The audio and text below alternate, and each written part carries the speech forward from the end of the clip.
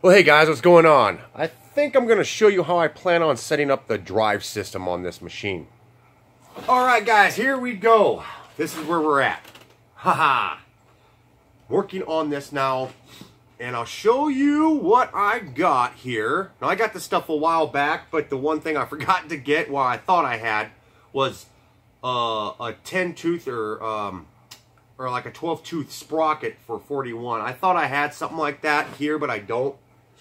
But what I did get, and this is a while back because I haven't shown anybody, but I did get this stuff. I'm going to show you some of the rareness that, well, it is rare. It is. But most torque converters that you buy, you're going to get the driver and you're going to get the driven. And this driven here is a 6-inch driven. But I found, like I said, I wanted a 3/4 inch shaft, jack shaft. I found a 7-inch one. Look at that. Yeah, that's a 7-inch torque converter with a 3/4 inch jack shaft bore. That's not something you find every day. And I will leave links down in the description where I bought these so you guys can go check them out too. Now I bought the bearings and I got the jack shaft. And what I'm going to have to do here, or at least this is the way the plan is, once I get this all set up, come on, come on, come on. Okay. Now it's going to go on there like that. But what I'm going to have to do is, because the tire's going to be right here, I have to make sure that this is back far enough. And I wasn't really too sure if I wanted to put the bearings on the outside or the inside, but obviously this setup is better having the bearings on the inside because I don't want to have to take the bearings off to take this thing off to clean it or anything of that nature, you know? So that's where I'm at, and let me get the belt off here, take this off. Now I want it to be up high enough to the point to where I don't have to worry about the belt hitting here. You know, I can take the belt on, off and on fast enough. And try to hold this in the same spot. This jack shaft is 14 inches long because I have to take the power that's being delivered over here, transfer it all the way over here so I can have the sprocket on this side of the tire, because the brake is going over there. It's going to go on that side. So I had to find a jack shaft that was going to work. And I know obviously they're out there because that's what I have on the bike. And this entire section right here, all this is based upon the dimension of the bike. The bike frame is this wide. Not the foot, not where you put your feet, but just the frame of the bike is this wide. This is just pretty much an extension of the bike. So I've got the bearings. So I've got the bearings here, and I got those from Bearings USA, and then the plate on the back there that I have it bolted to, I built that. And but like I was saying, I needed to make sure that I have to transfer the power all the way over onto this side. And I want it to be up high like this, about this high, whatever. But you know, for the torque converter, putting the belt on and off, and when I have the sprocket over on this end going off to this sprocket, if I don't like this setup, I want to be able to take this and put it underneath. See what I'm saying? So what I'm going to have to do is I want this up high enough so that way my sprocket and chain will go to here. And if I don't like the tire here, I can move everything underneath. But now my chain is going to come straight down to the sprocket down here. And I don't want it colliding with this bar.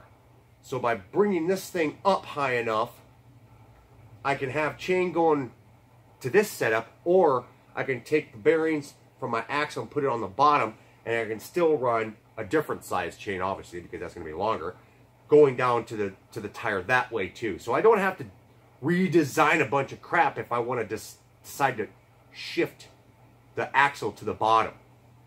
Because as it is right now, it's going to be up here on top. So that's one of the reasons why I have to mount this thing up so high. Another reason why I have to do that. So that's where I'm at right now. Man, I'm so happy I found this thing. Dude, you guys have... This is just rare. You can always find a 7-inch, a big one like this. Big one. Now what they do is they got somebody out there has to engineer an 8-inch one. Of course, obviously you're going to have to get a bigger belt for that kind of craziness. But yeah, look at the sizes. Man, that's awesome. Look at that. Now the reason that I say that this is rare is because most 7-inch driven that you get have the 5/8, you know, the bore inside here. This is 5/8. Most of them come like that. Yep. Now, a lot of companies out there, they can get their hands on this stuff, but most of the time they deal in the 5/8 bore. But to get your hands on 3/4 inch, that's a different story, because most of the time when they sell torque converters, they'll sell a kit, and anybody who's buying replacement parts or whatever, chances are have a kit that's got a 5/8 bore instead of 3/4. The 3/4 inch stuff right here, this is more for the people that do the stuff that I'm doing right now, fabricating your entire torque converter up. Most torque converters come as a kit. You know, they got the shroud and all that fancy stuff to it, and their bore for their driven is 5/8. That's on that plate. But so a lot of companies are going to automatically invest into 5/8 bore replacement parts and stuff. But this kind of thing right here, this is for like what I do, and that's where I build the whole thing up, and I don't buy a kit. Many of you out there know that I don't think I've ever bought a kit. I don't think I've ever bought a torque converter kit. I've bought the torque converter, the driver and the driven. I've bought those two things, but on all my builds, I don't have a kit of anything. I don't have the shroud, the side plate that gets bolted to the engine, or any of that stuff. I build all my things up raw. So now I got to work on that, and the next big thing I have to get are my tires. And actually a tire. I need to get one big fat tire just like what's on the mini bike, because I don't really want to part out the bike, but I will if I have to. But I really don't want to part the bike out. But what I need to do is I need to buy 2 tires just like that are on the bike, the big fat nubby ones. I need to buy 2 more of those tires, because one tire is going to go on this, and the other tire is going to go on the next build. The next build is going to be kind of cool too. Later on, it's going to be a collaboration build with a few other YouTube channels. I'm going to need one more tire for that. Yeah, see what I'm going to have to do there? I'm going to have to run the driver or driven right here to transfer all the way over to this point, over to the sprocket. Yeah, that's a 14-inch jack shaft.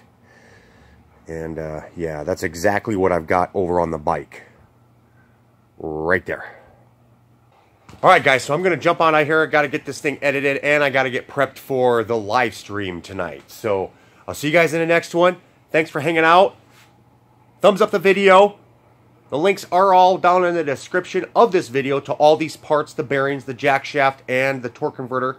I'll also throw in the link there to the new sprocket that I'm getting too, so I'll throw that in there too, even though it wasn't on the video. And if you haven't done so yet, please jump over to Patreon and help support the builds over there. And I'll see you guys in the next one. Bye-bye.